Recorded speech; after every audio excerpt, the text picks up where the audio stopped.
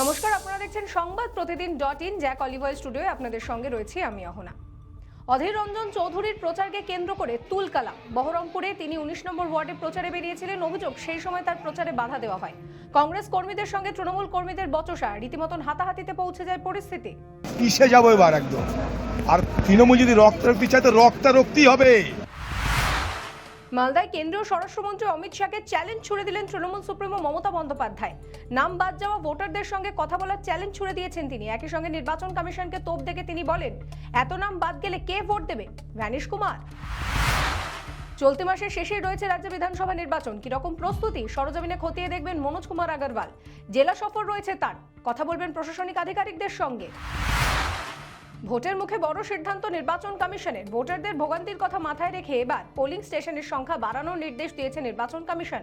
জানা যাচ্ছে 4660টি বুথ আরো বাড়ানোর কথা বলা হয়েছে।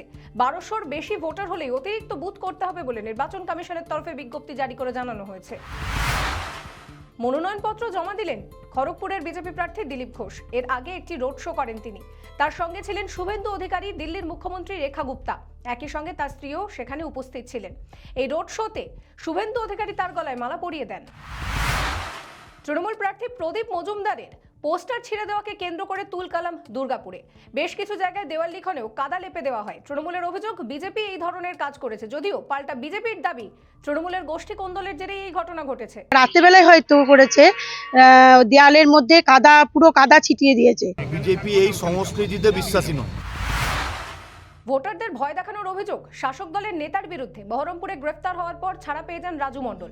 অন্যদিকে দক্ষিণ 24 পরগনায় বুথ সভাপতি, তিনি ভোটারদের গণতান্ত্রিক অধিকার ক্যামেরাবন্দি করার কথা বলেন। করার পদক্ষেপ নির্বাচন কমিশনের। ময়নাগুড়ি বিধানসভা কেন্দ্রে মনোনয়ন বিভ্রাট। বিজেপির তরফে প্রথমে প্রার্থী করা হয়েছিল কৌশিক রায়কে, পরে ডালিম রায়কে প্রার্থী করা হয়। দুজনেই মনোনয়ন জমা দিতে যান। কৌশিক রায় বলেছেন, অযাচিত মন্তব্য করব না। অন্যদিকে ডালিম রায় পরিষ্কার জানিয়েছেন, কে কি করেছে জানি না। সমস্ত খবরের আপডেটের জন্য আপনাদের নজর থাকুক সংবাদ প্রতিদিন .in। এবারে ভাই ভোটের লড়াই এই এখানে।